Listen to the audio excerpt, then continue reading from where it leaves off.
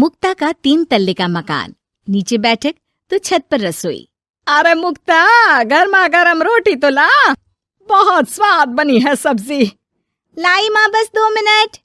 मुक्ता की दौड़ जो सुबह शुरू होती तो रात में जाकर रुकती।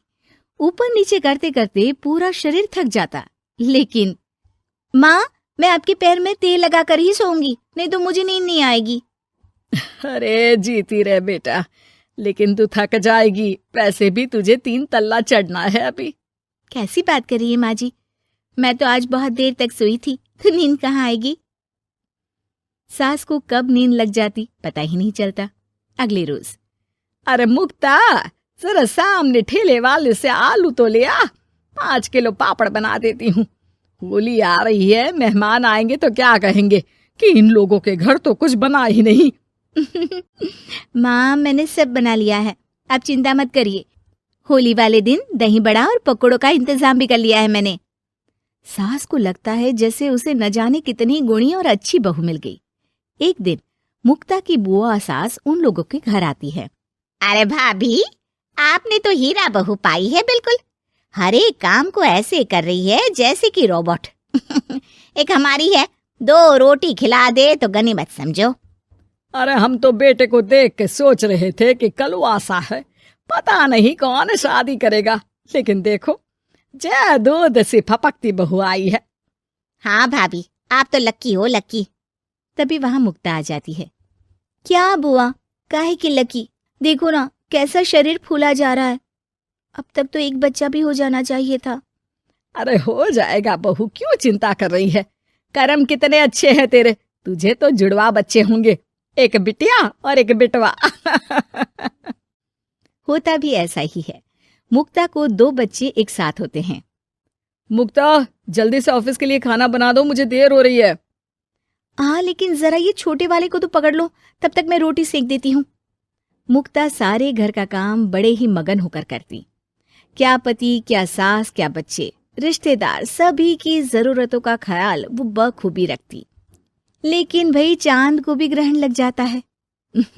वैसे ही मुक्ता को भी एक दिन लग जाती है किसी की नजर। दूर के रिश्ते की चाची कहती है, और बहन जी, आपकी बहू तो फुर्ती से काम करती है, बच्चा होने के बाद भी सारा दिन लगी रहती है। इसके हाथ का खाना भी इतना टेस्टी है, लगता है जैसे होटल का खा रहे। बस फिर क्या था, वो तो चली जाती है, लेकिन लग जाती है नजर मुक्ता को। शाम के वक्त, मुक्ता, कहाँ है बहू? हाँ माँ जी, बोलिए, क्या हो गया? बच्चे को सुला रही हूँ। अरे बेटा, जरा चाय तो पिला दे। हाँ हाँ, जरूर बना लीजिए, मुझे कमरे में ही दे देना माँ जी, बहुत थकान लग रही है। थकान? है भगवान, ये क्या बोल रही है? इसके मुंह से तो ये शब्द मैंने आज तक नहीं सुना। अगली सुबह, अरे मुक्ता, आज खाने का डब्बा इतना हल्का क्यों है? वो इसलिए क्योंकि मैंने सिर्फ रोटी और दाल बनाई है। अरे लेकिन मुक्ता, मैं तो नाश्ता, दिन का खाना, फिर शाम का स्नैक्स, फ्रूट, सलाद, ये सब लेकर जाता हूँ। कहाँ है ये सब? अरे कैसी बात कर रहे हैं आप? इतना सारा खाना तो मैं 4 दिन में नहीं खाती, जितना आप 1 दिन में बनाने की बात कर रहे हैं। ना जी ना, मुन्ने के साथ जितना हो पाएगा उतना ही करूंगी मैं। मुक्ता की बात सुनकर पति हैरान रह जाता है। तभी वहां बुआ सास आ जाती है। अरे मुक्ता, मेरे नाती का जन्मदिन है, भूल गई क्या? आज शाम को आना, और मुक्ता थोड़ा जल्दी आ जाना, मेरी बहू का हाथ बटा देना। किचन में वो तेरी तरह स्मार्ट तो है नहीं कि फट फटाक से काम कर ले। अरे बुआ, कैसी बात कर दी? फट फटाक से काम कैसे हो जाएगा? हम बहुएं हैं, रजनीकांत नहीं। बुआ देखो, आप काम के लिए पास के लल्लू हलवाई की बीवी को बुला लो, वो मदद कर देंगी। मैं तो नहीं आ पाऊंगी। बुआ सास को समझ में नहीं आता कि ये वो मुक्ता है जो 50 लोगों का खाना बनाकर भी चेहरे की चमक खोने नहीं देती थी। वही मुक्ता भी अपने कमरे में जाकर बिस्तर पर बैठ जाती है कि सास की आवाज आती है। मुक्ता, क्या हो गया बेटा? आज दोपहर के खाने की तैयारी नहीं करनी क्या? अरे माँ जी, अब नहीं होता मुझसे 3 तल्ले में ऊपर नीचे करना। आप लोग रसोई को ऊपर ही ले आओ। अरे पैरों में इतना दर्द होता है कि बता नहीं सकती। अरे लेकिन तू तो बोलती थी कि इससे तू फिट रहती है। अरे काहे के फिट माँ जी, हालत खराब हो रखी है। कौन ऐसा मकान बनवाता है कि जहाँ सोने का कमरा अमेरिका में है तो खाने का लंदन में? अरे रसोई बनानी है तो जाओ अफ्रीका। ना जी ना, मुझसे नहीं होगा इस घर का काम। मुक्ता की बदली हरकत किसी को समझ में नहीं आ रही थी।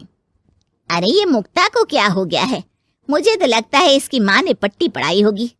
और ना जी ना, मुक्ता की माँ यानी मेरी समधन तो देवी है देवी। वो तो अपनी बेटी को ऐसे संस्कार दे ही नहीं सकती।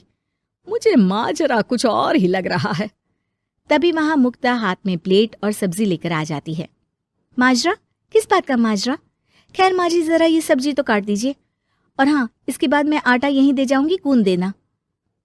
हाँ हाँ, तू एक काम कर बेटा, गैस चूल्हा भी यहीं दे दे, बना भी दूंगी। अच्छा ठीक है, शाम को उसका भी इंतजाम कर देती हूँ। ये बोलकर मुक्ता वहां से चली जाती है। हे भगवान, ये तो वो मुक्ता है ही नहीं। अरे एक बार तो मुझे याद है, मेरे जूते भी इसने मुझे अपने हाथ से पहनाए थे। तभी सास के दिमाग की बत्ती जल जाती है। हाँ, कल वो कालिया की औरत आई थी ना, खूब तारीफ कर गई। उसके बाद से ही मुक्ता ऐसी हो गई है। फिर तो पक्का मान लो कि तुम्हारी बहू को नजर लगी है। एक काम करो, ये लो राई का दाना, दूर से बहू के ऊपर राम का नाम लेकर फेंक कर आ जाओ। जो नजर लगी होगी यूं भाग जाएगी। फिर क्या, होता भी ऐसा ही है। सास जैसे ही बहू पर राई फेंक कर वापस आती है, थोड़ी ही देर में मुक्ता भी आ जाती है। अरे माँ जी, आप ये सब्जी लेकर क्यों बैठी है? ना ना, लाइए, मुझे दीजिए। और चाची, अब तक आपके हाथ में चाय का प्याला नहीं आया। रुकिए, मैं अभी लेकर आई। मुक्ता के जाने के बाद सास चैन की सांस लेती है।